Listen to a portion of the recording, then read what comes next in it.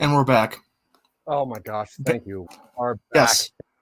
Oh, thank you so much for watching another episode of Talking Upstream. My name is Zach, and this is Dylan over here. And collectively and together, a lot of the time, we are Some Nobodies. And this is our website kind of up here behind me.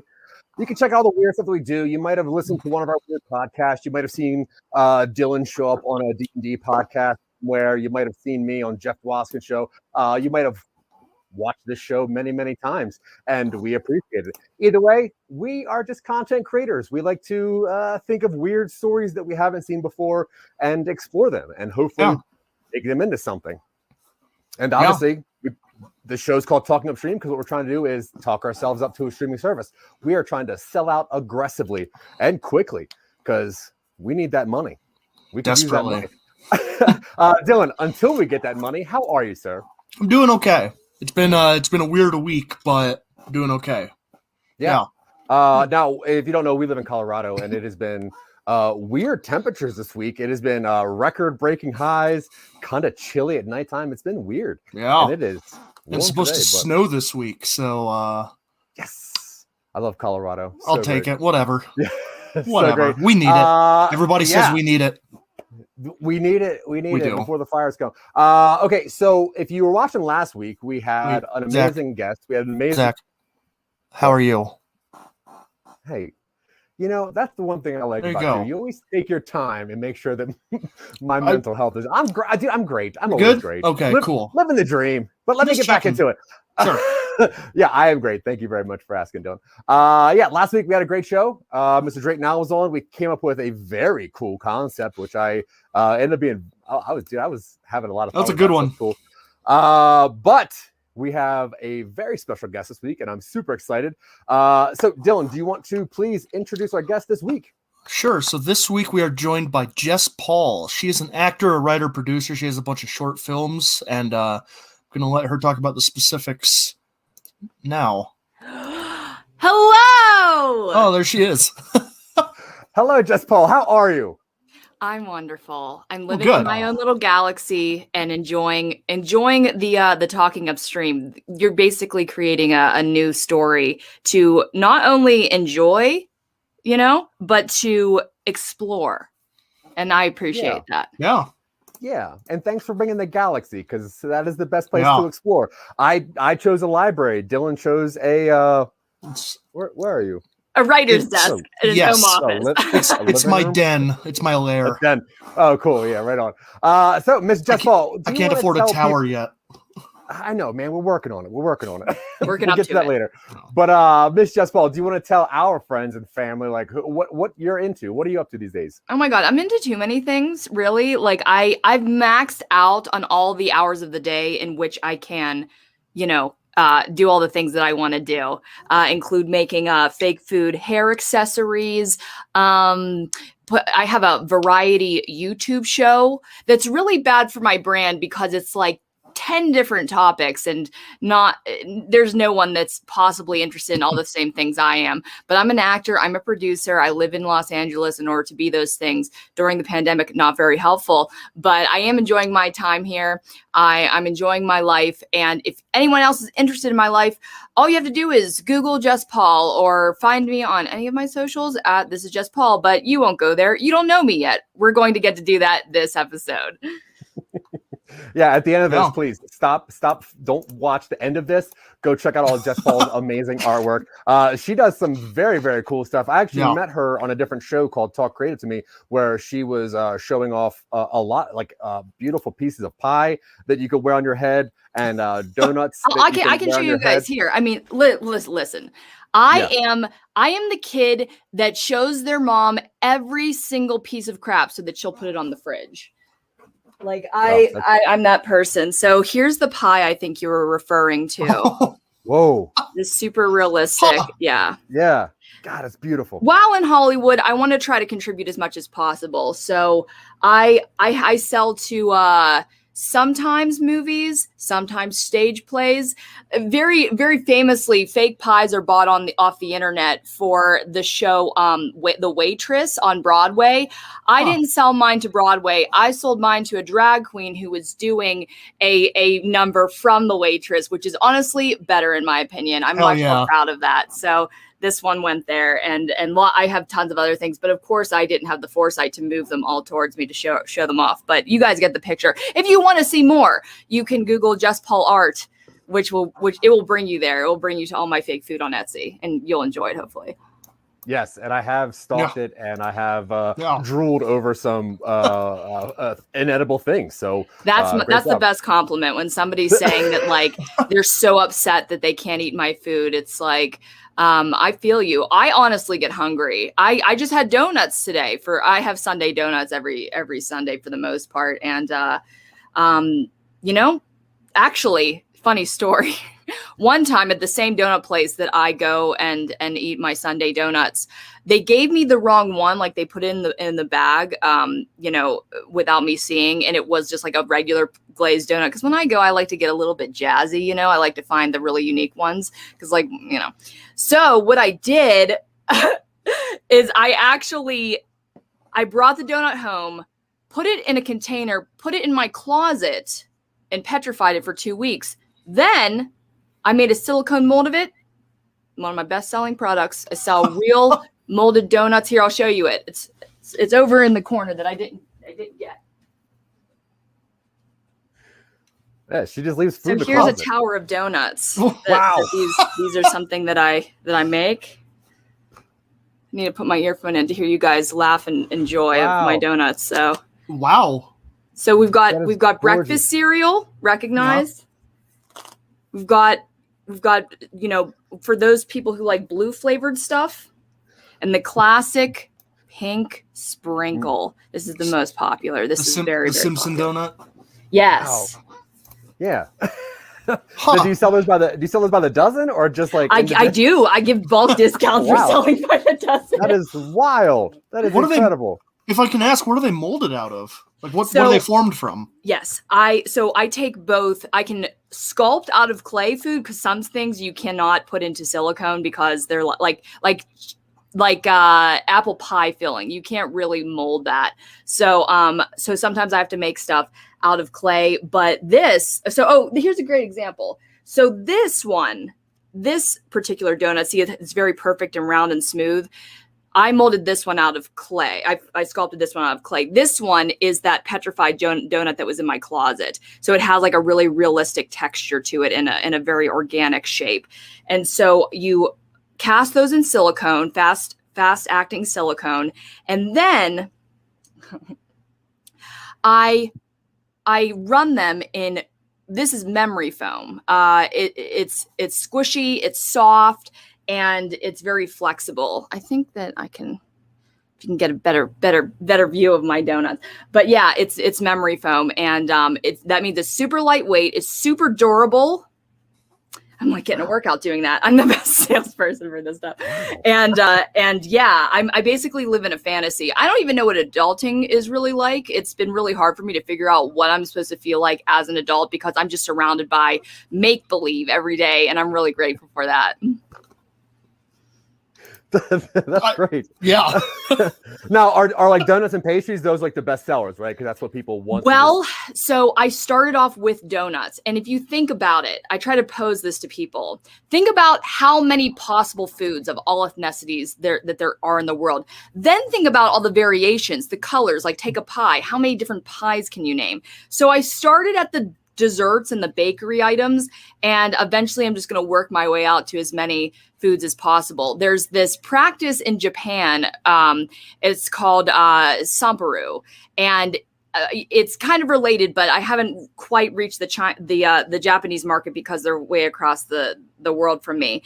But it's the practice of making realistic model food to put into the windows of some of their restaurants. It's very popular, and it happened when actually a lot of our soldiers were over across seas, or even maybe they weren't even American, but foreign. They couldn't speak Japanese, and basically all they had to do was point at stuff in the case. And so I'm kind of figuring that out on my own. Those things are usually rigid and not squishy and fun and easy to throw at the wall.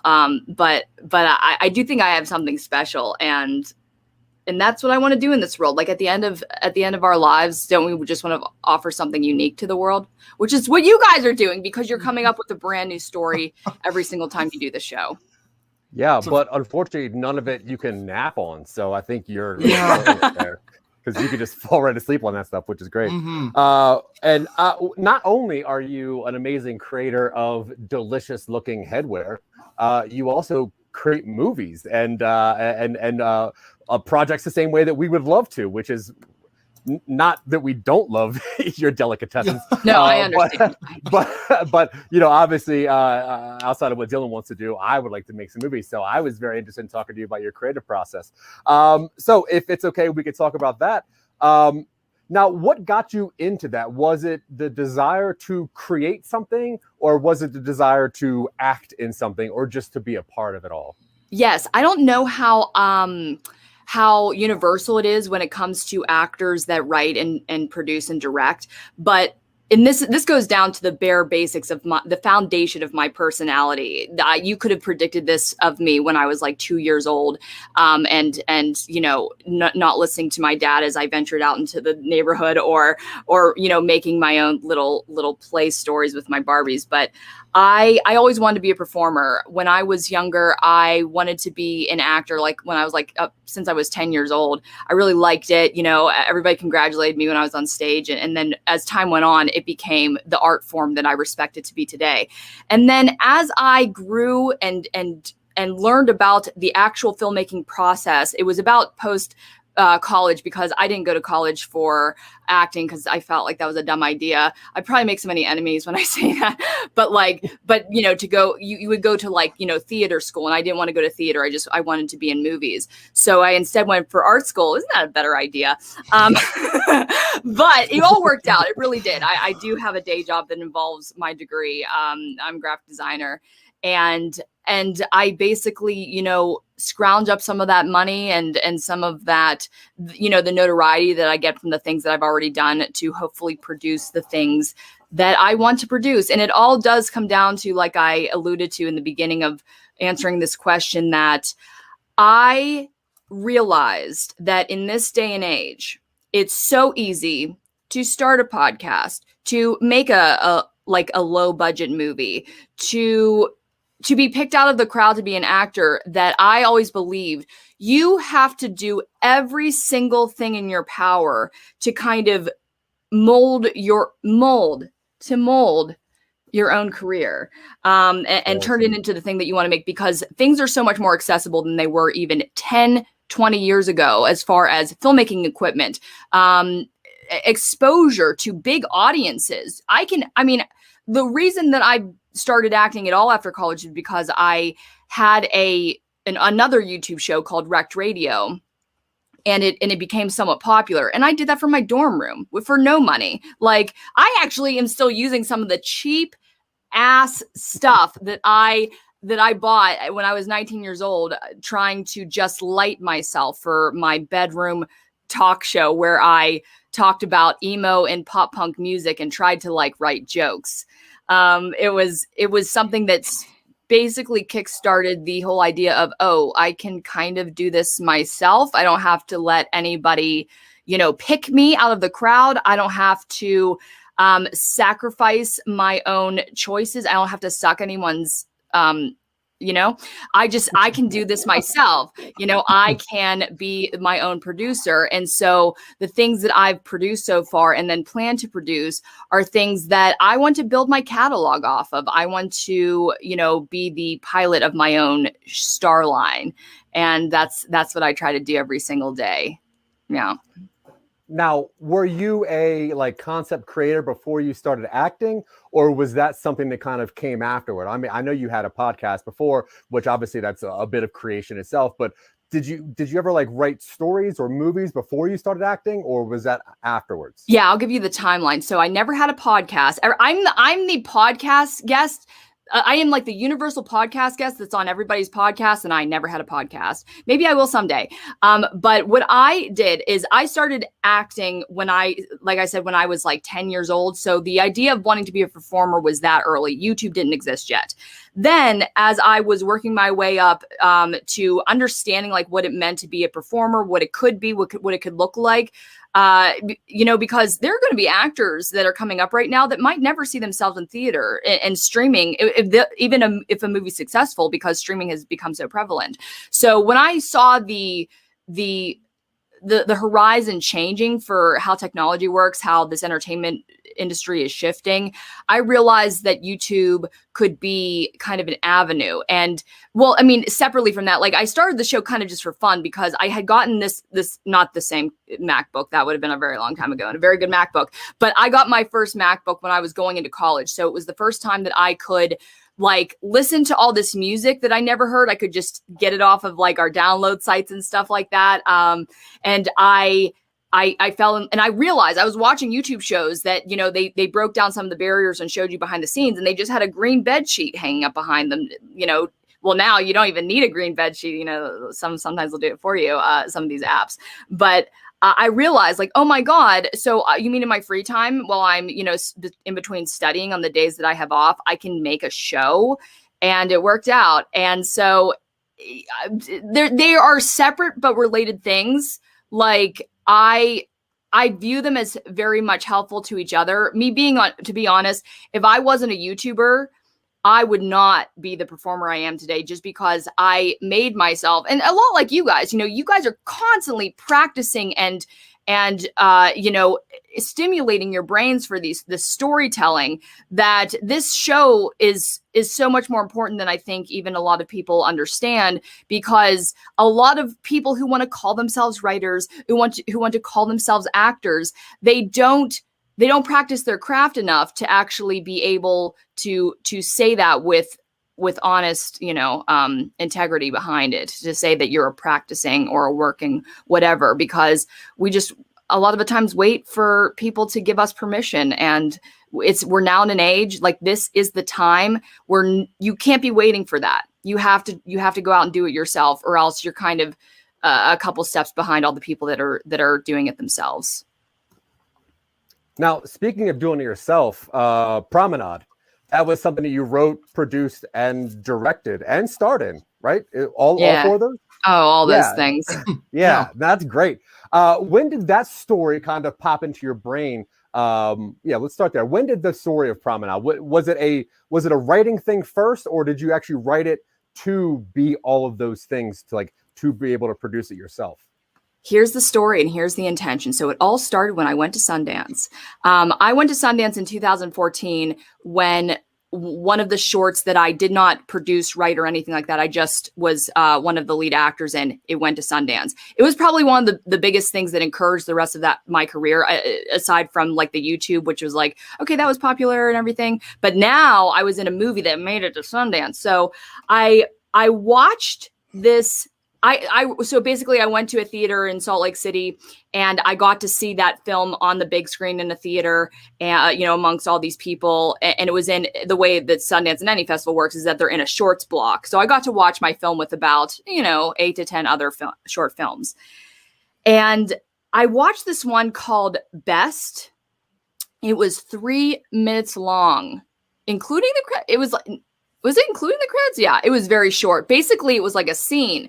And it was so impactful to me. It was the only one that I remembered because it had drama, it had a twist built into this really constrained time frame. And I realized that if anyone wants to try their hand at acting, directing, producing, all of that, even to just direct your first film, why don't you start with something so short and easy to manage? Because as I had been acting up to that point, or in around that point, because I went to Sundance and I had experienced acting before, I had been in stuff afterwards before I, actually wrote Promenade.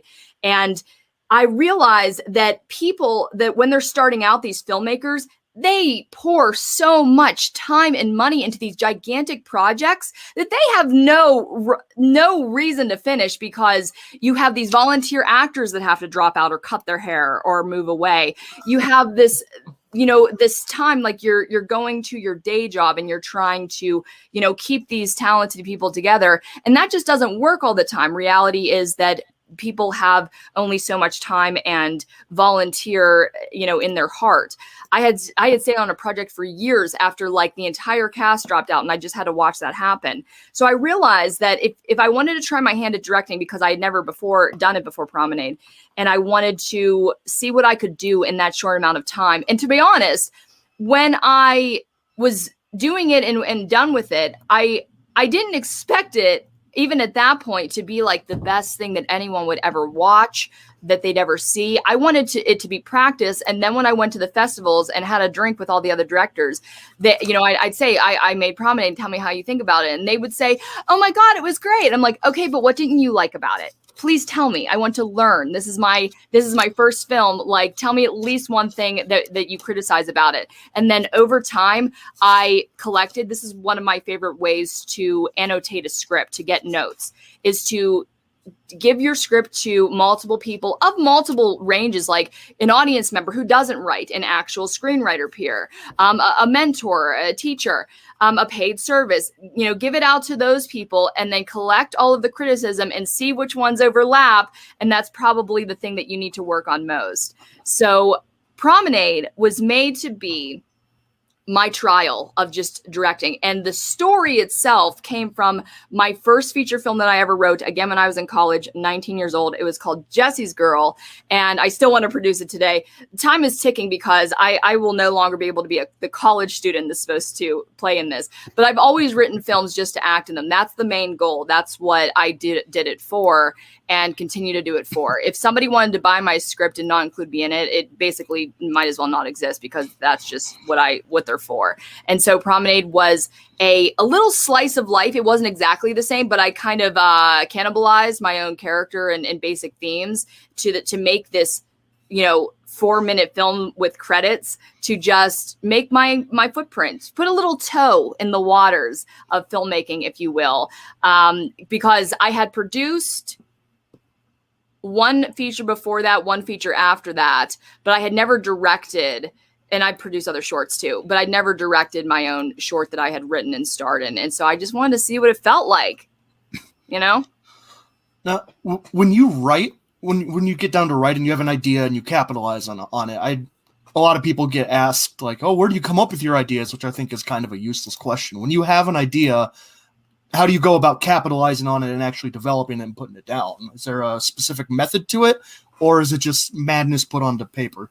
All of my scripts have come from different places. Jesse's Girl, I started as a trailer in my mind. I knew I was going into college, and I had known what the college looked like. And I thought about, because I was literally thinking, like, it was total just like brainstorming. I was thinking, like, if I could make a movie when I go to college, what could I do with the space that I have? Because it was the first time I was ever in this different place, this big campus. So, and I was always doing that. Like when I made shorts like that, I don't even count, back on the, like the DV cam with the tiny little cassette with my sister and my friends, we would use the stuff around the house. And by the way, that's one of the reasons why I wrote Promenade the way that I wrote it, because I was like, okay, what resources do I have that are free to me, instead of writing something that I have to retrofit for like some place or some people or some resources that I don't have. So that swimming pool, if you guys have even seen the poster, you don't even have to watch the movie. That swimming pool is one of the coolest things that I've ever had in my life, because, you know, we always had a nice house in the suburbs of Pittsburgh where I grew up. You know, it was a modest house. We were, you know, middle class, but we did have an in-ground pool that I always thought was just so cool in my backyard. So I'm like, let's dress up this set to make it look like kind of a prom, and you know, put these characters in that setting. And so that's what Jesse's Girl was. I thought of the trailer and how to make a teen rom-com out of it, and then I built the story off of that and a character I wanted to play. My second feature that I ever wrote, this is going to sound cheesy, but it did come from a dream. I was dreaming. It's called Body, and it's a ghost story, and it's about a girl who can see ghosts. Okay, we've seen a lot of stories like that. And she's working with a priest, and it's in the 70s, and it has to do with a lot of these people that were killed in a cathedral, you know, being mass murdered. And that story wasn't in the dream. The dream was just like this idea that this girl, and I knew her name was Body in my dream. Her name was Body. That's just, I knew that.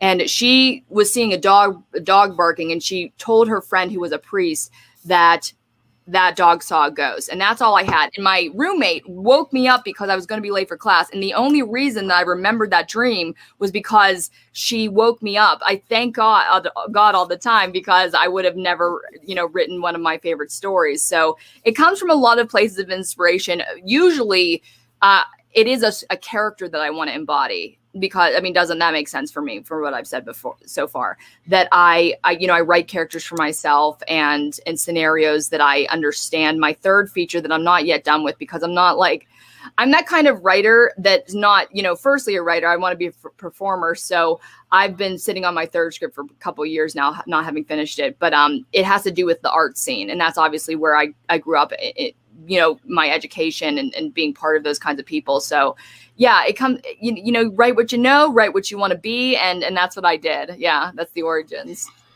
Is there a dream project you'd want to work on, or is that still kind of behind the scenes? Well, the thing is, I get asked that a lot. You mean as a performer, as an actor? In general. The thing is, that question makes sense to ask a theater actor, because they can already envision the shows that have been in, you know, do you call that syndication, for years, you know, Sure, like yeah. for a century. So with a film actor, besides the ones that I've written, I don't yet know what I'd be cast for. There is a film, I keep putting this out there, but it's not been officiated yet. There's this film that I read before the quarantine and was cast in, but nothing is set in stone. And it's another ghost story. It's a ghost comedy. So that I just combined the two films that I just told you, you know, as far as thematics go. And I didn't write it. It was written by a French Canadian named Boris Cole, and I met the producer and I met him, and I'm slated to star in it, but I don't know what's going to happen after all of this shakes out. I just hope we all have an industry after we're all vaccinated. So. Yeah, speaking of which, how do you feel the movie industry is going to go after the pandemic, now that Marvel's putting out, you know, series instead of movies, and the Snyder Cut can show that people can watch a 4-hour thing over the course of a span? Do you think that's going to do anything to cinema itself?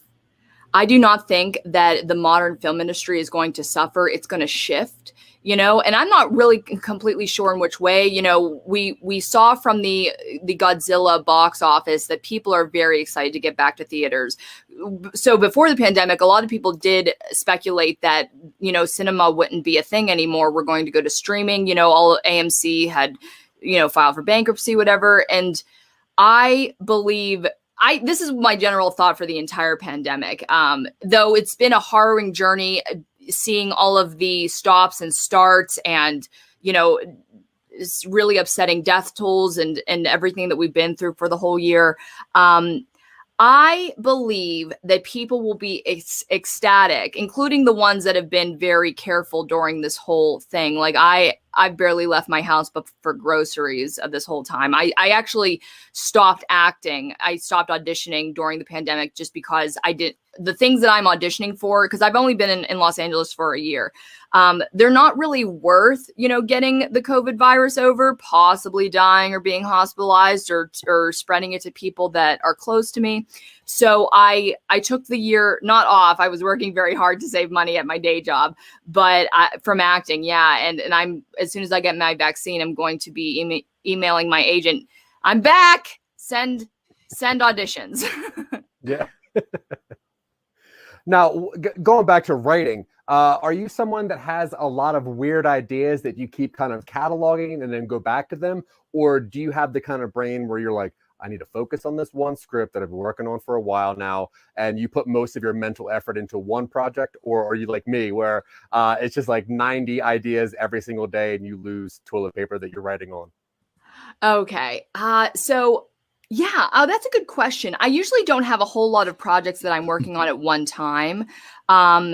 If I think I'm going to do something with it, I start hustling. Like when I learned that I was possibly going to be pitching Jesse's Girl to a producer, I did a big, draft over, made all kinds of changes, and then paid my friend $300 to create the budget, like any kind of budget for it, so that I could present it. And so when I get those kinds of offers, I just kind of hustle. It's really bad to do that kind of thing last minute. But yeah, I guess there's a couple things that I overlap, but usually I try to work on something to make it whole and to make it marketable. Like, how I said I thought of the trailer for Jesse's Girl before I thought of the rest. I always have marketing in the back of my mind. That's actually what I went to school for. The reason that I went to my school, West Virginia Wesleyan University, for design, was because I was trying to find a school that would combine the two things that I wanted to do, which was kind of marketing and design. So like, marketing, advertising, or something like marketing design. And so whenever I think about that, I think of like, what does the pitch sound like? What does the poster look like?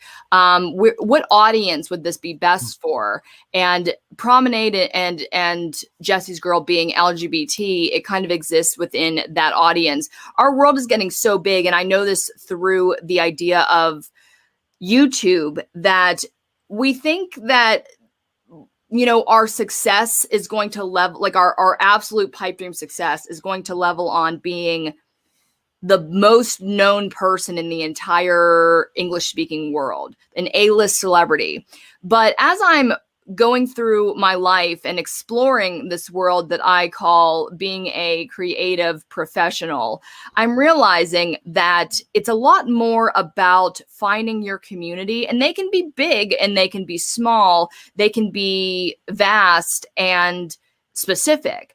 And so my goals have shifted from becoming like some kind of pipe dream A-list celebrity to just finding the people that appreciate the kind of stories I'm telling and those people that relate to it, because it's not going to be everybody. You can't hook everybody with your story if they are not in your demographic. So I'm constantly trying to find those like-minded people and to create kind of relationships that are a little bit more substantial than a lot of little ones that are meh, Yeah. Oh. Now, when it comes to like creating more projects and, actually being an actor or just, attaching yourself to projects, is there like a central theme that you like to kind of keep within, or are you just trying to build up until you can just start doing everything that you would like to do? Zach, you have so many good questions. Thank you for being such a great interviewer. But I like to do a little bit of everything. I created this card that my agent didn't appreciate at all, that had a bunch of pictures of all the different characters that I've ever played. Like when I dye my hair, I look like a different person, and I do my makeup differently. So I love the idea. Like my goal is to kind of become a chameleon, and people have told me that I would do best in comedy, because I do a lot of comedy, but I also have had a lot of my most awarded things on things that were dramatic as well. So I hope that I can do both. I like doing both. I like doing a variety. And in fact, one of the reasons that I say often that I want to be a film actor as opposed to a TV actor, which doesn't make any sense because I don't watch any movies and I watch only TV, is that I just don't want to be stuck in one place for too long. Like I've never had a job that I stuck to for more than, a couple years because it gets really claustrophobic. I like the idea of I'm admitting it. I'm admitting it like I'm admitting it to a therapist. I like the idea of kind of always being on the edge of my seat with my life, knowing that there's something more exciting on the horizon, knowing that I'm experiencing as much as I can in this life. At this point, I feel like I need 3 lives to do all the things that I want to do. Like I've said, I've maxed out the hours of every day that I have. And I just wait, what was the question?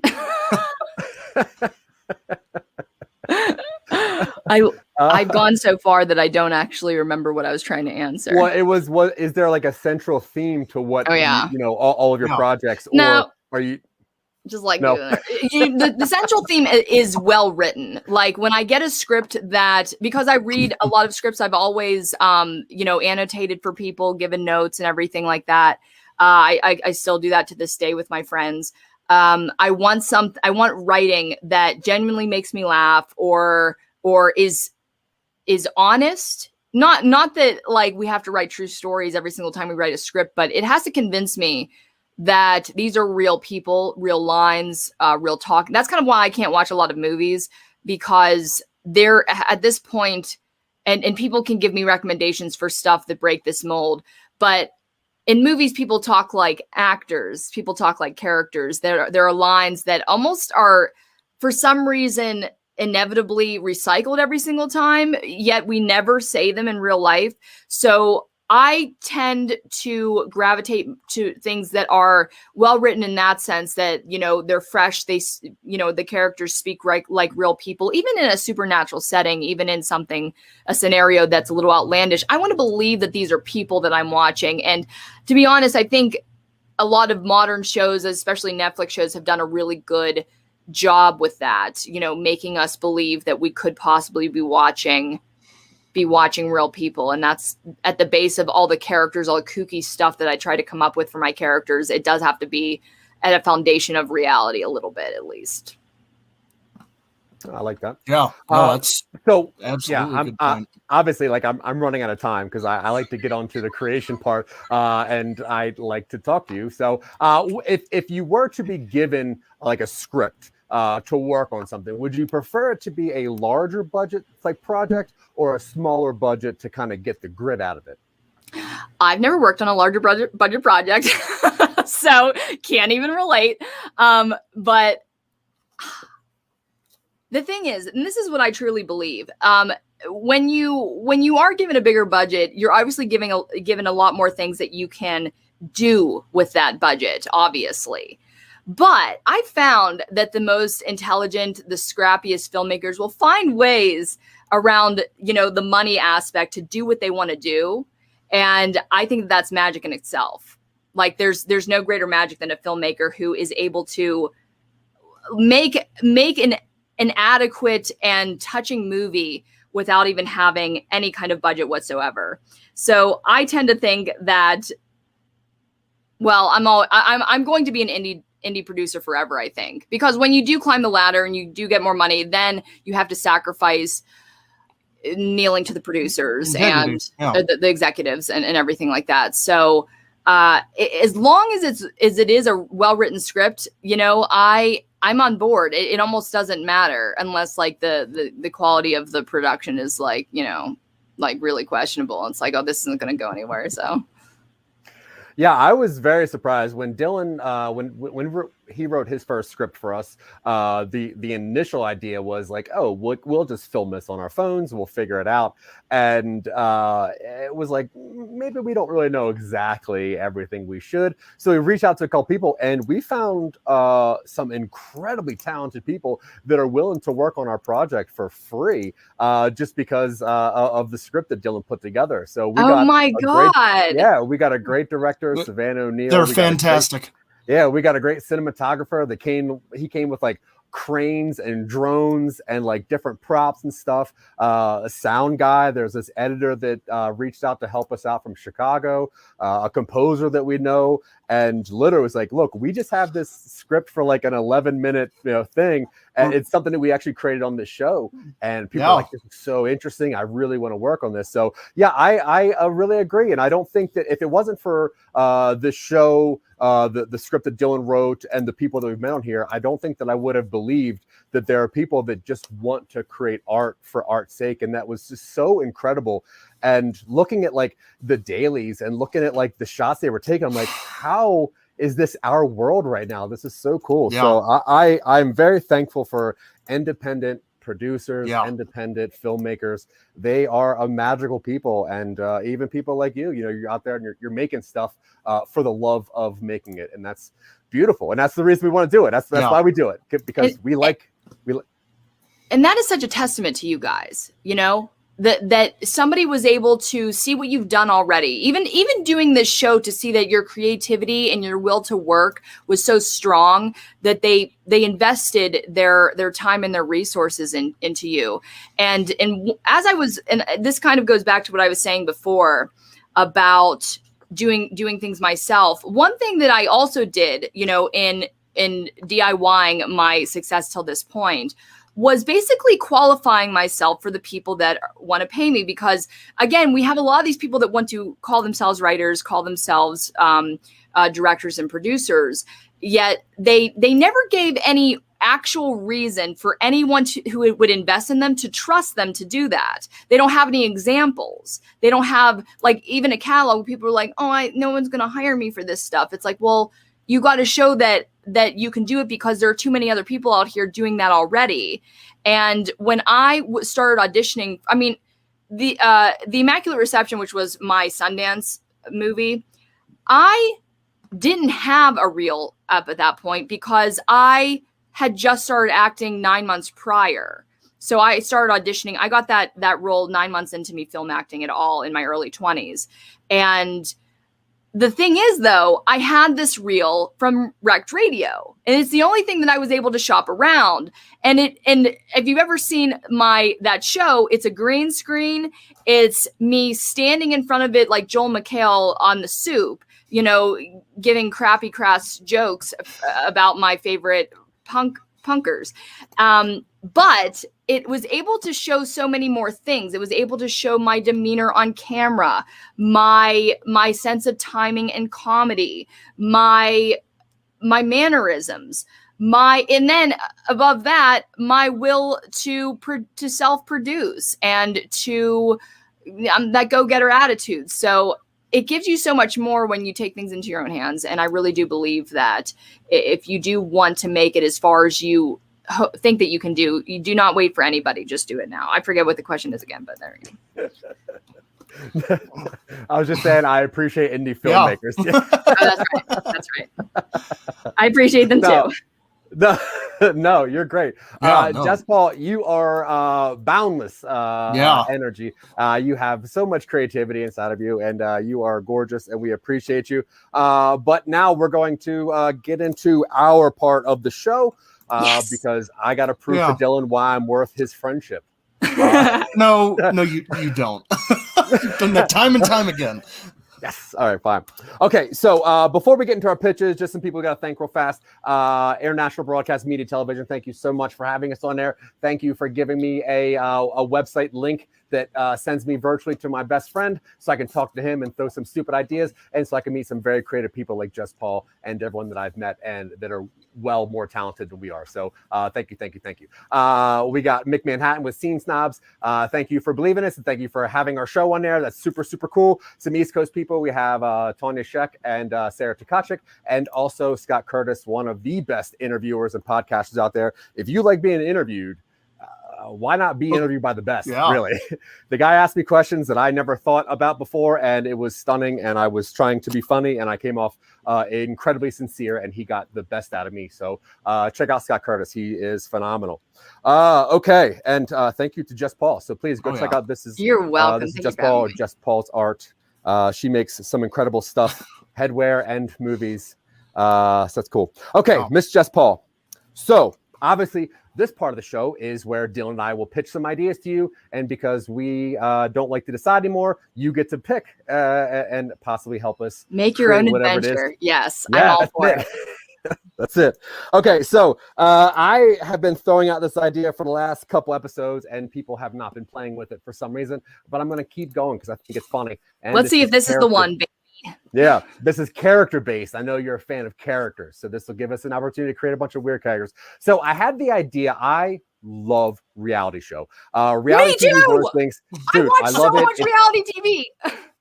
Love it. The Challenge is what I'm super into right now. I watch so much reality TV, and I started having this weird idea that it seems like a lot of people want to be on reality TV. A lot of A-listers want to be on reality TV. So I had this idea about a production this was team. made for me. Oh my god, you guys that did sends so well. like A-listers to a remote location to be put onto a reality TV, but in transit, the production quits. So when the reality TV people get there, they think they're still on a show. They don't know what the show's about, and they're living their life as though they're on a show, even though there is no show. They think the cameras are hidden. Oh my god! Yeah. So I don't really know what that is, but I've been pitching it as being called Back to Reality. So my idea that I would like to work on. Don't even give me the other idea. This is mine. We're not. I don't know. Dylan's got something great because he's been winning every week. Okay, all right, Dylan. You can try to make your face. I was winning recently, but back to reality. That's so clever. Okay, yeah. Dylan, you've really got a lot to build on top of here. I do. Too. Bring it, Dylan. So Zach's idea is very fun, and mine is kind of grim. So this is the idea that at some point in the nearish future, it's probably like a cyberpunk, heavy neon, a lot of rain, a lot of fog. There is a discovery that there's like, when a person is alive, there's like a pearl in like the brainstem, something equivalent. It's like concentrated like serotonin or something, and you can extract it and then like crush it up and use it for a variety of purposes. So like you brew it in tea and you can experience someone else's memories, or you can do it in various other R-rated drug methods, and it causes other various effects. And there's a recent discovery that there's some way to extract it without killing the victim. But I figured this would be like the story of a kind of like street surgeon cartel that extracts these, and then this is their rise and fall. And we do like a cyberpunk crime story. And I don't know what to call it. I don't know what... I don't have anything for it beyond that pitch, which it's giving me major Repo vibes. Repo the genetic, yeah, a little bit of Repo, which I love. So I love it. I love that. Yeah, some stuff like that, something like that. That's interesting. Nothing beats grinding up brain matter and snorting that for memory purposes, which sounds pretty surgery. Yeah. Pretty cool. Okay. Well, honestly, Miss Jess Paul, this is why we had you on here, because I don't want to decide. They're both good ideas. But they are really both good ideas.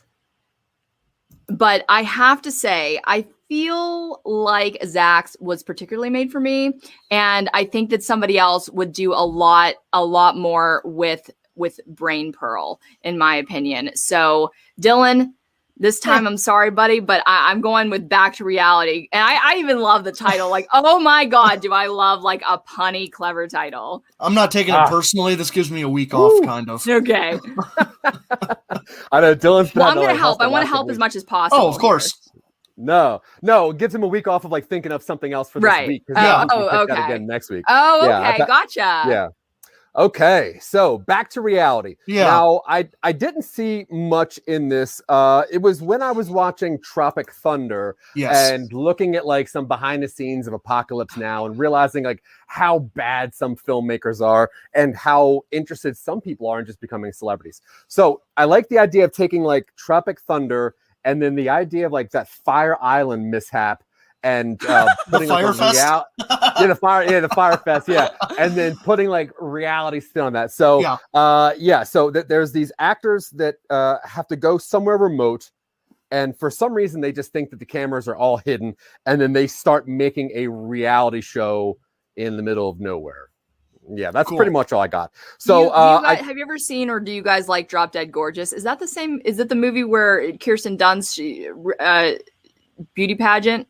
Is that what that movie's called? I've never seen it. That's giving me those kinds of vibes where, oh my God, we're going to have high comedy here. We're going to have lots of scenarios where characters, this is what I love about this kind of stuff too, is that you know, with the availability of, you know, moving camera, like handheld camera, like and everything, reality show-esque, that's what it is, right? We're doing kind of like a comedy spin on a faux reality show, like, you know, Office. Oh God, I love it so much. Yeah. So we're diving into that territory, and okay, let's get back into it. That was just my insert. No, yeah, I love it. I think this is a very a witty way of writing a comedy. I think if it's done right. Dylan, Yes. do you see this kind of setting to be a series or like a movie, like a one-off, like this is just a joke? I could see it going either way, but I kind of like the idea of doing this as a series, even if it's like an actual reality show series. If it's a limited one, because at some point the facade needs to drop. Like at some point, someone needs to realize, wait, so and so, we scheduled him for a shoot. Where is he? It's like it says he's working on Back to Reality. It's like, we canceled that show 6 months ago. What are you talking about? It's like, and then they have that moment where they're just like, call Stevens. And then they scramble to like get in touch with these people, and then they realize like, oh no, we left a dozen people in the middle of nowhere with no supplies, and they're probably all dead. Yeah. And then of course they're not, presumably. No, they're all working. So. They're all doing this reality show. They're all doing work. Hustling. Yeah. They so I like the idea of like the reality shows like Survivor, like Naked and Afraid, or like Alone, where you are put somewhere where you're like, I guess this is where my shelter needs to be. So if we set it around that, then obviously I would assume, and Jess Paul, you are a celebrity and you like reality TV, so I would assume that you understand the fundamentals of most reality TV, like, right? If you know Survivor, it's okay, cool. So I watched too many. I got you beat. I can guarantee it. Okay, so let's just say, that we build this around. What do you think? Like 8 characters? Do you think that's fair, or is that too many? I think 8 is good because it's 4 teams of 2 teams, but they're all. I don't know how Survivor is built. Well, I'm not saying Survivor-esque. Right. Yeah. Oh, is there? If you're lucky. No. So I was thinking more just like desolate area. They don't have anything. They have to build their. Wait, this is my major question. The first question that I need answered before we go forward. Who is actually filming this faux reality show? Like who's being the window into what we're seeing? Because they are talking to camera, right? So is it the crew? Like, is there crew there? What I assumed that, based on Zach's description, I assumed this was kind of like a group Survivor Man, where they give a bunch of people cameras, and they're like, you guys are going to go survive in the woods. We're going to be sounds like the first movie I produced. We're going to be just over the hill. We're going to be just over the hill, so we're not so far away, but only call us in an emergency. And they're like, okay, got it. So they're all filming each other. Yeah, maybe there's some fitness guy who's like, yo, we are not calling in help. We're going to do this, and then that's why they don't reach out when things start going badly, right? And they think that there's hidden cameras in certain places, so they have to like act like they're being good people, and that they have to act like they're doing things, although outside the handheld cameras there's really nothing there. And then they even do like even fake confessionals, because like, oh, look at how this tree's set up, this is obviously our confessional, so I guess we'll just start doing confessionals. I don't really know, because I think that a lot of celebrities, especially like higher up celebrities, and I don't know why I think this, but I would think that they have a hard time telling people that they don't know. So they would just keep rolling with things. Sure. Maybe being like, this is probably how it's going to go. But I also think that it's who is in this. So Dylan, what are some celebrities, or even just Paul, what are some celebrities that would do a show like this where they would be told that they're going to be out in the wild, but for more, I guess like style of celebrities. I mean, they have to be B and C celebrities hanging on to hope for their career, for sure. There's a bunch of B and C, but I think there's one A-lister as like they're the audience draw. And Zach, this is kind of for us.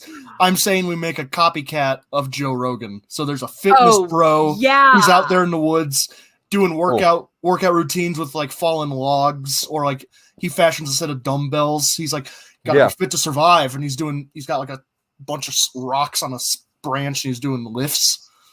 So there's a fitness person, there's probably a fashion person, right?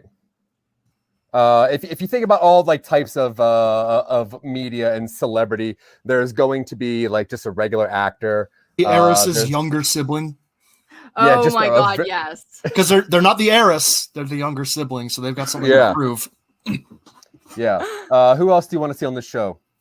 Do we have like like just a boring normal guy, like someone who is kind of like the straight man, but to the point where they become a joke? Like, I'm thinking Nathan Fielder, if Nathan Fielder was sincere. Who's Nathan Fielder? He's from Nathan for You. He did Dumb Starbucks. Oh, No. Zach, I gotta. We'll I've talk seen the about this. billboards for Nathan Yeah. for You. It's Okay. he does social engineering weirdness. Like he opened up Dumb Starbucks next door to a Starbucks Oh, and okay. copycatted Starbucks like 100%. He's Oh, very okay. strange. Yeah. Yeah. All right, cool. All right, I'm into that. And then the A-lister, I would assume, is probably like an ex-A-lister who needs to kind of get back into. They have a whatever. movie coming up, and this is part of their marketing. Or there Cool. could be a major plot point where a bunch of the non-A-listers realize he's getting paid so much more to do this show when actually none of them are getting paid because the Yeah, show's not love that. happening. But Yeah, I love that. Okay, so where do you think this place is set? Where would they go in the world where they would not be able to get back from? I'm think it probably needs to be hospitable to being outside. So somewhere in like California wood, like the redwoods, or like ooh. I'm thinking somewhere in the woods. I'm thinking heavily forested, and I'm thinking Yeah. somewhere that doesn't experience really dramatic weather changes. In order That's for my them to first survive thought. it. Yeah, or like an island off of Hawaii. When you Just- said Fire Island, I was like, oh my god, Fire Yeah. Island all the way, or something. Yeah, I like that, you know? an island. I like so- an island as landlocked. well. Yeah, so like a tiny little, maybe like one of those small Hawaiian islands. Yeah, it's set on that a forested fictionally island does not somewhere. exist. Yeah, Okay, you run perfect. into anybody, those people on the island pretend not to speak English, but in reality, they're all there, and they're just letting these people suffer, Oh, I love that. knowing that there is supposed to be a reality show there, and not wanting to give into any of the actual is the crew those is the celebrities. crew posing as the inhabitants of the island? Well, no, because there is no crew, I guess. No crew. But- Yeah, they no. don't No show crew. up. That's No fine. crew. You're right. Yeah. Okay. Yeah. So like, there was say like the producers were like, "Hey, look, we'll send a plane for you," and all these people are like, "No, we'll get our own way there. Like, we're not going to deal with that, whatever." And that's why they don't know that the production is shut down, Well- and they immediately just think, I figured they would be Good. taken to the island as part of the show, and then the plane leaves as part of the this plane. Our teams are dropped off on the island, and their plane won't return for 6 months, and while they survive, and then production shut down, and they just lose track of time. "Yeah, cool." I mean, I'm into that. I think that's funny. Yeah, I don't have. Okay, anything. so- I'm just making noise. No, I know. I like. It's usually pretty apt noises. Okay, so we have our celebrities. Most of them. We still need probably two more. Now they get dropped off on a Hawaiian island, and the fitness one, who is probably the biggest pushover, is like, we need to build a structure. We just got to get this going. And before even the team is like, are we sure this is going on? And they just start, right? Does that seem like that's a funny way to get this going? So when I think about these celebrities, one of the biggest draws for getting the story going is their contracts and everything, because they're getting paid for this. They're getting exposure because they don't have as much to start with. So I believe that a lot of them would almost start fabricating the drama that you see on usual shows because they know how it all works. So Cool.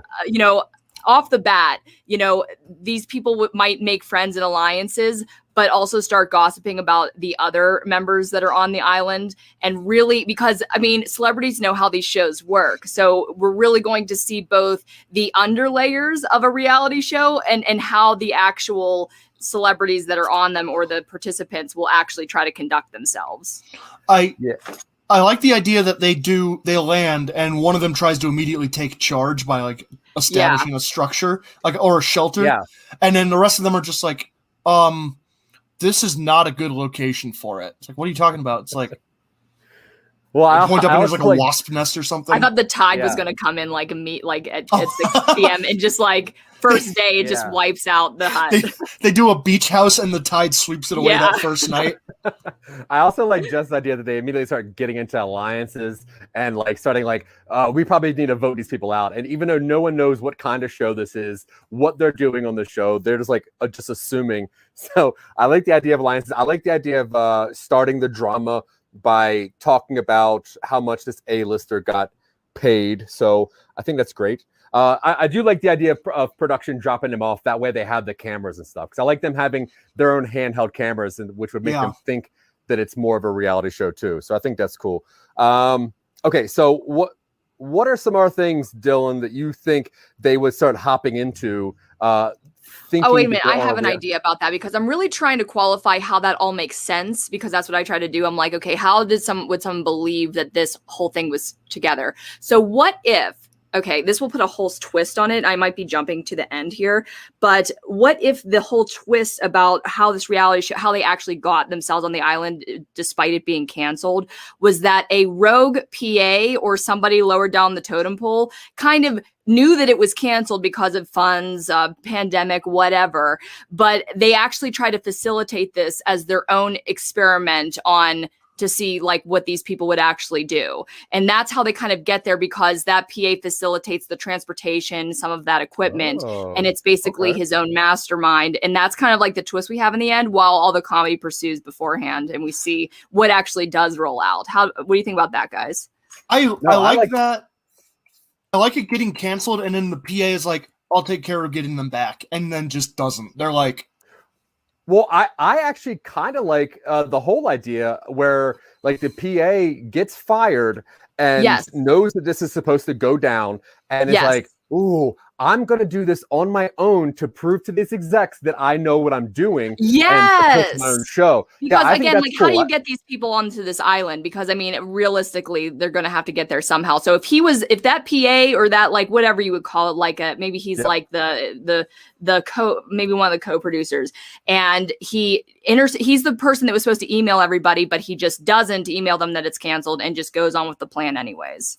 Yeah. Make his own show. I like that a lot. Make his own show. Yep. God. Oh, that's so great. Yeah, I think that's really cool. And that's a really good twist for the end, too. Because then there's the reveal. Okay, cool. So we have these people on the show. They all have handheld cameras. They think that they're being filmed. They don't know why this is a show or what the show is about, just that it is a new form of reality show. They can even have a little bit of the structure, and then kind of make up their own rules and as it goes along. Yeah. And then, they're probably, besides like the gossip and slander against each other, they're also fighting about the rules of the actual show and how they go about it. Like that can all really be wrapped into all the conversation that they have in a really fun way. I like that. What if at the start they're told like, this is both reality show and social experiment about society. And that way they have like, the psychology aspect. They said this was an experiment about society. Are we supposed to build our own society? And then I wonder if Zach, I don't know what your vision is, but I'm wondering if I'm going a little bit more slapstick on this. I'm imagining some slapsticky stuff. Yeah. No, I see like really broadly comedic. Yeah. Yeah, I see this being very, very tongue-in-cheek, very some A-listers have never, lived this style of life before. They're breaking themselves down. I see this being very funny. Yeah, I can definitely see slapstick. Now, what kind of A-lister is on there that gets all of the money? Maybe possibly a past Academy Award winner who never, there's I don't know if you guys have to know about like the Academy Award winning curse.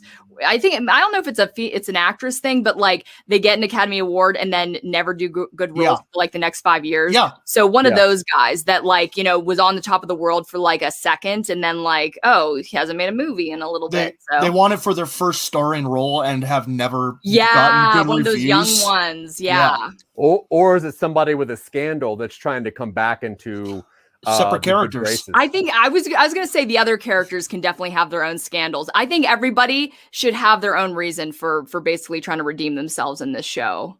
Yeah, their own reasons for doing this. And I wanted to pipe in too. Like I actually, this is so funny that you did bring this up because I have been fabricating a couple of meta reality shows like for my own writing recently. I don't tell anybody about them because, I don't want anyone to steal my ideas, whatever. But, and you guys just put all your ideas out there. But one thing that I really love about all the movies, and it really puts me in a hole when I write, because it's expensive, especially with like Jesse's Girl. I like to incorporate a lot of existing pop culture, or at least try to like adhere some like fake versions of the pop culture that we know, so that you don't have to pay for a song or something or a name.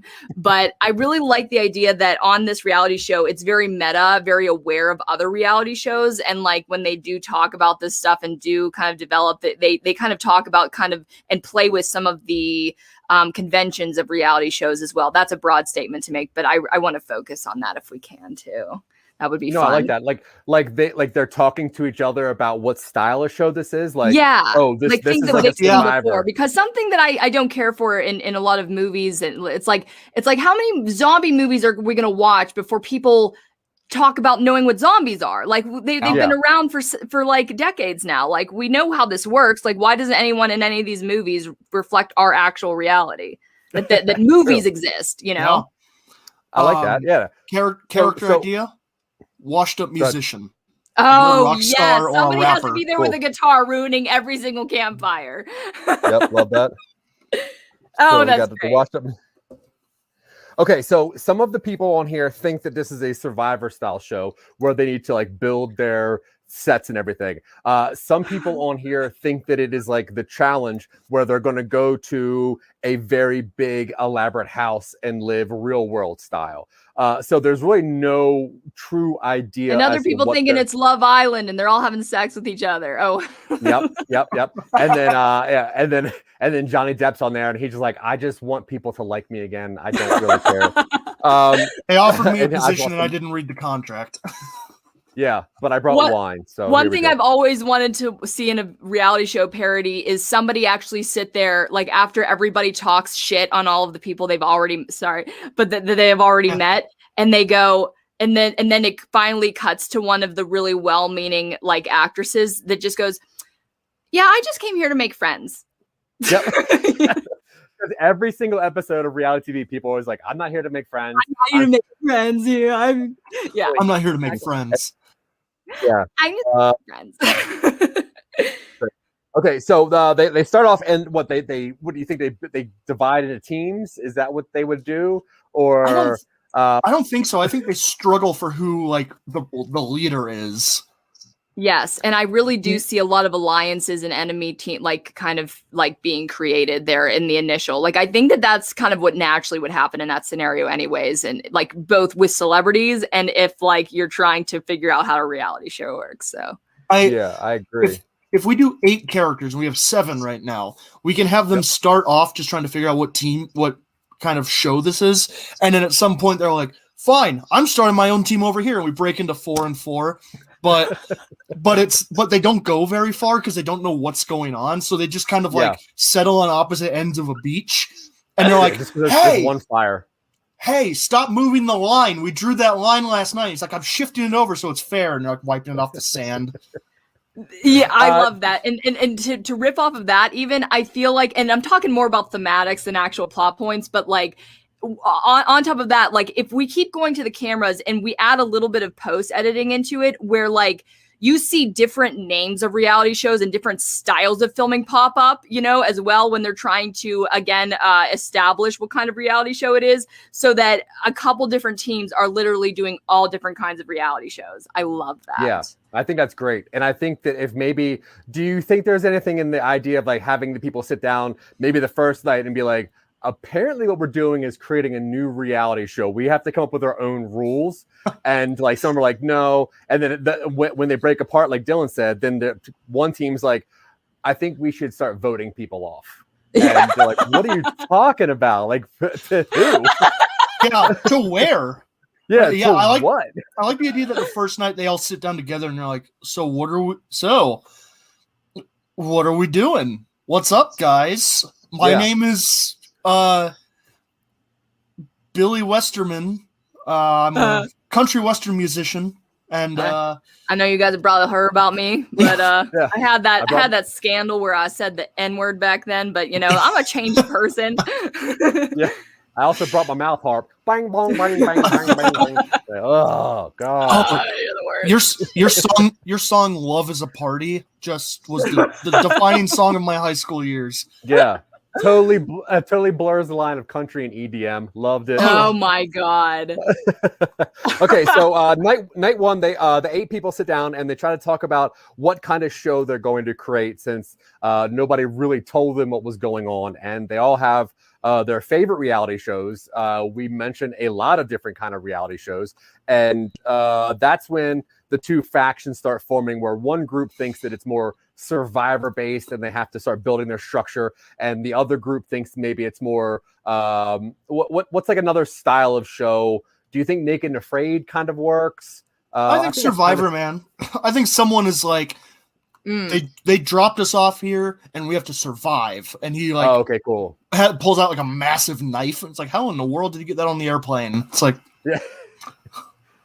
Yeah, so half of the group thinks that it's Survivor style, where they got to sit there and do challenges and then vote somebody off. The other half thinks that it is similar to Survivor Man, where they have to get to a certain destination by a certain time to be pulled out, and then there's fighting whether they should leave the camp that they built or stay there and wait for challenges or the host that will never show up.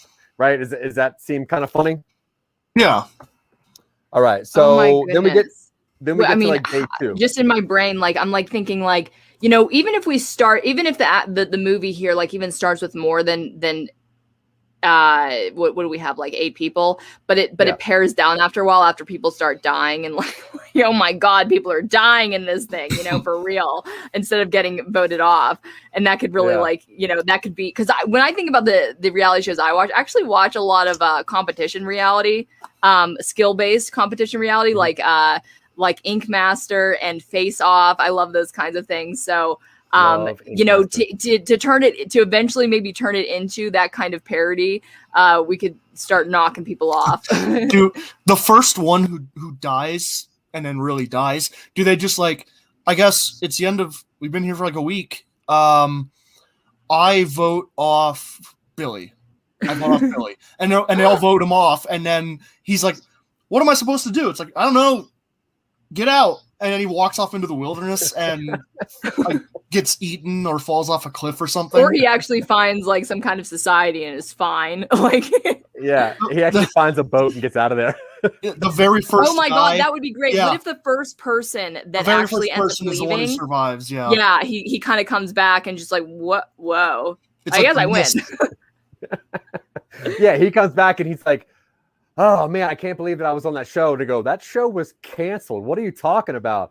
And he's like, what? There's still 7 other people there. He publishes a book, an autobiography about it, which gets adapted, and he wins an Academy Award for oh my God. That's the end irony. I love plug that. in the computer. My brain's not on empty, but my computer is. All right, Dylan, where do we got to go from here? I think we need a few more beats, just in general. Yeah. They don't have to be anything specific. We just need to fill in a bunch of these blanks. I mean, we definitely have to have some hookups for sure. Yeah. Yeah, obviously some hookups. We also have to. Okay, so the first night they're there, they don't really know what's going on. There's a lot of fighting. That's when they have the sit-down thing and the alliances form. The second night is when they try to decide on what show they're going to mimic, and there's division. And then for some reason they vote one person off, and that person just wanders into safety. Now, yeah. Now, let's say that we start with 12 people, right? And most of these people don't really need to be. Yeah, not right now. Yet. Yeah. Right. Because if one person maybe goes away pretty immediately, right? Like they just get washed into the ocean or something. When the house gets swept away in the middle of the night, it's like, where were they? I think they were sleeping they built that house. Where's the house? Yeah. And then the rest of them are like, wow, there's a production value of this show is pretty high. They're just getting rid of people. And they'll go, okay, so maybe we should get out of here. I do like them maybe at some point deciding that they need to trek through the island as like a team, maybe. Because if we go through all the tropes of different genres of reality TV. I think that's pretty funny. Yeah. Dylan, what is a reality show that you watch? Forged in Fire, kind of. I love Forge and Fire. We watched the first episode of that Netflix reality show. You remember that one? Which one? No. Is that where there was the fee? There was the fine for hooking up. Oh my God! What show is that? What was that show? Too Hot to Handle or something? Too Hot to Handle, I think is what it was. Oh. It was. Wait, was that the one? Yeah, Too Hot to Handle. Yeah, It was on Netflix. They start off. Am I imagining the poster where a guy is crawling on the beach after a girl, or like, is that? Am I remembering that? No, I think you're right. And like, if they do if they kiss, they lose like $1,000. If they like do more stuff, fun. That was a terrible show. It was. I saw the one episode. I don't watch a whole lot of reality TV. I do. I binged that. I know you Once do. you left, Dylan, I know you ravaged did through that season.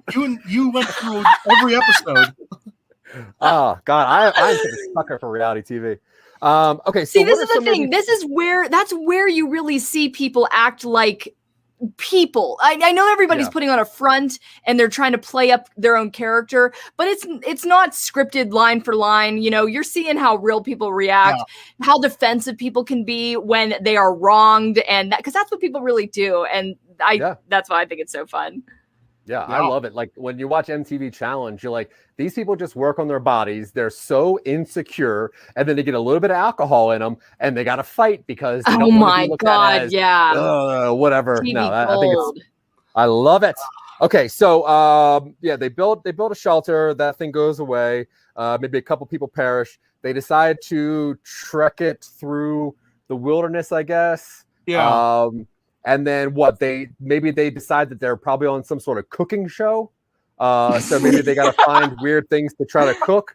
I'm trying to think of like other things that they would think like, oh, this is probably what we would like to do. At some point, would it make sense for the facade to kind of fall away where they're like, someone goes like, guys, I don't think anybody knows we're here anymore, or something like after maybe someone dies like in front of them and they're like, no EMTs, no one coming out. Yeah. They're calling for help. Like one of them smuggled a cell phone in or something. And they're like, I don't have any service. 911, nothing. Like, guys, I don't know if we're actually on a show. So at some point, I think the facade needs to fall. And then what? Well, so they could try to escape, right? They could like build some sort of device to get them off of the island. But also, we do have this rogue PA/bad producer person needs to come back into play. They got to work back into this. So, maybe he actually did set up some of the cameras because again, I'm thinking technically here, and like there are cameras, but again, it's not connected to the real show. Maybe, so maybe he's watching all this behind the scenes, like, oh, this is gold, and then once that one person dies on camera, and he's like, I don't know what to do anymore. I don't know what to do. And that's when like the facade breaks and he comes out and he goes, hey guys, listen, this was an experiment. I don't know. I don't have any more funding. We're kind of stuck out here. And then that guy joins the show. He's on the island? Yeah. Is he on the island? I assume he's back in the studio doing everything remotely. Well, I mean, if he brings them there and he whatever, I would assume he could be there. He uses his personal boat and he just parks it offshore. Yeah, we can do that. Sure. This PA has his own media yacht. I'm cool with that. Okay, so then what happens? So does he watches somebody die and then has to break, or do the people on the show realize that it's not real and they break? I like the idea that he watches someone die and he goes on shore to like tell them what's up. And he's like, hey, this went too far. Let's get on my boat. And in the background, you can see like the fitness bro or something like climb onto the boat and start trying to pilot it and just completely runs it aground. Like he's trying to steal the boat and then strands everybody on there for real. Yep, I love that. Oh, I love that. Okay, and then what can we do? All over again. Okay, so now we just have a bunch of people. They know that it's fake. They don't have a way out anymore. What are they going to do? I mean, this is the point where it kind of dissolves into chaos, and everybody kind of, I think, starts to be really out for themselves. Well, honestly, I mean, it probably does play out more like a show, a competition, because they are trying to fend for themselves now for realsies. You know, the gossip is over, and now they're really trying to either escape or the person who got voted off first and wound up escaping comes back with rescue as things are like dissolving into chaos. Like, I think if the first person to get voted off and die is the one to come back and get him, and he comes back and it's like Lord of the Flies, then it's like that's a good ending. Let's talk about the chaos in between. I like that. That's how the show wraps up. As this person comes back, the first Willie Countryman or whatever his name was, he goes and gets help and comes back. That's a great ending. I like when it starts going down into straight chaos because they're all privileged, I would assume, so they don't really have. Maybe not all of them have like technical skills that's going to help them. They think that people are going to die. They know they're not on a show anymore. They can't get in touch with their producers or publicists, so they're kind of freaking out. Social media is not helping them whatsoever. And but I also like the idea of maybe two of the people still thinking that the show's real and just kind of still going along with it. I think that would be funny. Yeah, and you don't know how many layers there are to this thing, man. There's like he's a conspiracy theorist or something, or like a conspiracy podcaster or something. Yeah, and then maybe like the producer guy ends up hooking up with somebody because there's got to be like the hookups. You know, that's got to happen. There have to be. Yeah. All right. Cool. So. But the thing is, and then again, I'm thinking technically too. Like when the facade breaks down. Are they still vlogging? You know, are they still recording their reactions? Like some of them are. Yeah. We're gonna have to see it somehow. I like it that they're all like, so it's not even a reality show. It turns out I'm just talking to this camera for no reason. I think that's really cool. But I think this maybe works as a standalone film now that like the beats kind of work. It does. I don't really see this having the duration of a series just yet. But I like it being a compressed film about the downside of reality TV. I think that's cool. Here, let me ask your guys' opinion. Do you think that any premise can be stretched to a series and truncated to a movie? Like any? You think it's possible? Like that's how storytelling works. Yeah, and it can be really. I mean, because all a story is an arc, right? Yeah. So if you could fill a lot of the filler stuff in with something interesting, you definitely can be. But a lot of times, it does just feel lengthy. You know, what do you think, Dylan? It needs to be really well done. You need to put a lot of care into making sure that your filler doesn't come across as filler. Because I think people realize it. I mean, given time, we'd be able to stretch this into a series. It's just a matter of time to develop it. Yeah, I believe so too. Yeah, the problem with like, you know, the movie or the solo story is for the most part, you have the linear arc. Everyone goes into something, out of something. Whereas you can a see series, that mountain. Yeah. Right. And a series, it's like, boom, boom. It's like a bunch of little humps because you got to have the series itself make arcs. Yeah. So it is harder. And I think that we're seeing that with like WandaVision, where WandaVision seemed like a movie that was broke down into a series. And you're like, this almost doesn't flow right. There's something a little bit off about it because it was, I think, a linear idea that was forced into a series. Whereas I think Falcon and Winter Soldier, you can see that it was built as episodic. So it has that structural arc that's right. Well, I think Disney in particular is very, very hesitant to break their formula, even when they're changing medium. Like, what works for a movie pacing-wise doesn't necessarily work for a TV series, and that includes where you put your beats. Like, true. WandaVision felt a little... It was a little herky-jerky on that, and I think by virtue of being an action series, Falcon and Winter Soldier is avoiding that a little better. But I mean, I think if you're willing to admit to the difference in format and work with it, because as a writer, you need to roll with the punches of what you're handed to you. And I direct that towards J.J. Abrams because I know he's watching, you hack.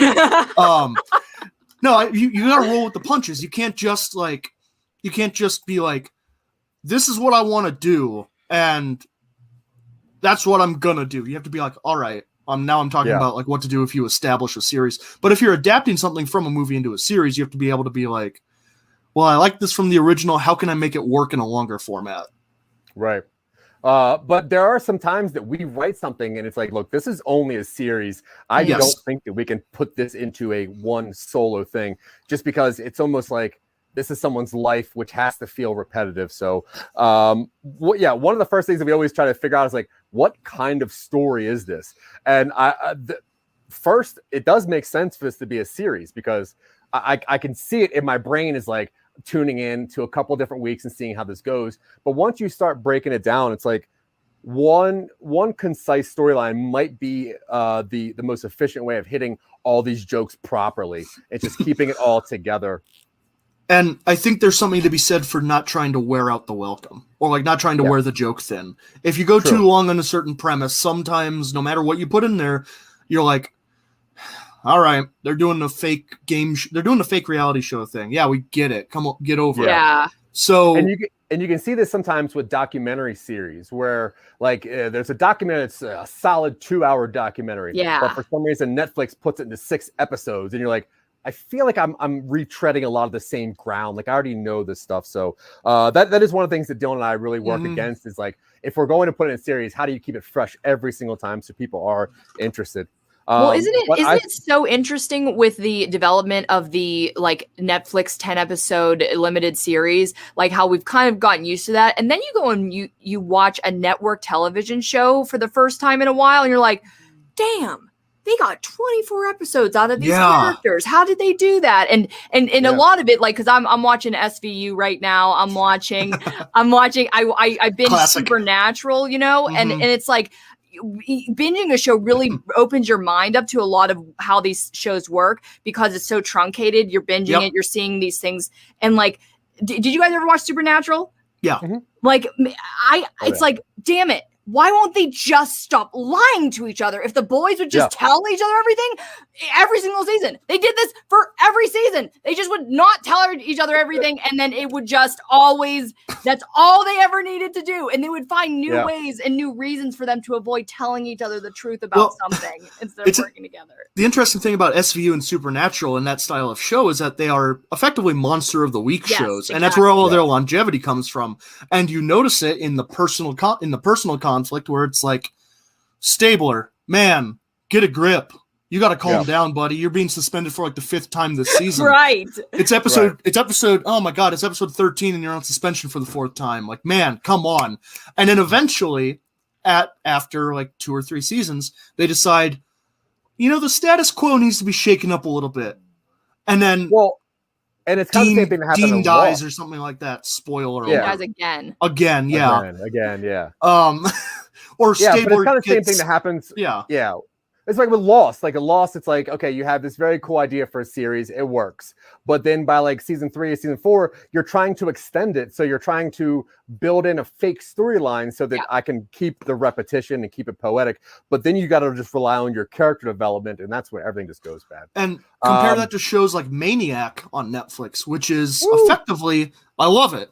It's an 8-hour long movie, because it is heavily serialized where each episode directly leads into each other, and they deal with a constantly advancing condition of the world. It's not a recommendation. 100%. Yeah, watch Maniac. Maniac is very good. Yeah, you don't need to watch the original content though. It's not as high thought. It's what do you mean original content? So Maniac was originally it's off of like an old Swedish show that came out a couple years ago, and then it got adapted by Jonah Hill and Emma Stone. It is. Oh yeah, Justin Theroux. It's very good. Theroux, yeah, very very good. Dylan, we're out of time, buddy. Yeah, I know. I'm very sorry. No need to apologize. This is what we do. Yeah, I love this. Miss Jess Paul, you have been amazing. Thank you so much for being one of my favorite guests on here. So cool. We absolutely love when people. Where's my trophy? I love it. I'll send it to you. It will look very similar to an expo marker. Oh, good. That's all I need. it'll be a gold expo marker. But Miss Jess Paul, will you please one last time tell people where they can find you, where they can buy your t-shirts or your I actually am selling t-shirts. Selling t-shirts. It's on Give it to me. This is Jess Paul .threadless.com. Get a Rec Radio t-shirt, get some of my God, nothing's in reach of me right now, but yeah, I honestly, Jess Paul, I am the first thing that comes up. I'm at least proud of that I'm on the first page of Google under my pretty short and common name, so if I can toot my own horn. Yeah.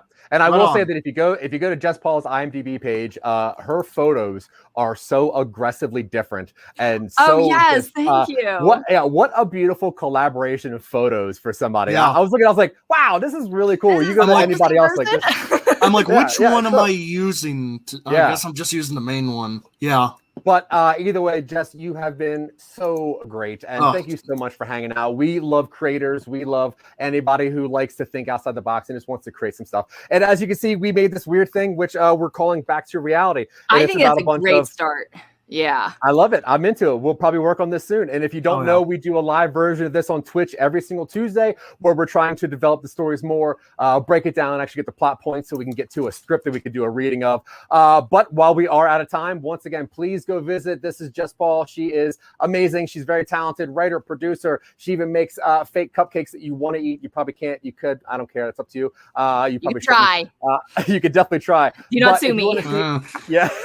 Everything's edible if you believe in yourself. Do not sue Jess Paul if I said that, please. Also, don't sue me. It's whatever. But you can see all of our stuff over at somenobodies.com. We have a movie coming out soon. It's called Give Me Back. You can find it on IMDb. We are in post-production. We do have a GoFundMe so we can give some money to our amazing people who did help us, like we were talking about earlier. You can go check that out. We have a Patreon. Blah, blah, blah, blah, blah. We love you guys so much. Thank you for spending any time with us. I love attention. I am an attention Me hog. too. Me too. Thank you. No me. I think it's me. I do this every week, Jess Paul. You do this very rarely now. Anyway, I have been Zach. He's been Dylan. You have been great. She's been Jess Paul. Thank you so much, and we'll see you next week. Bye. Yeah. Until next time, be well. Bye.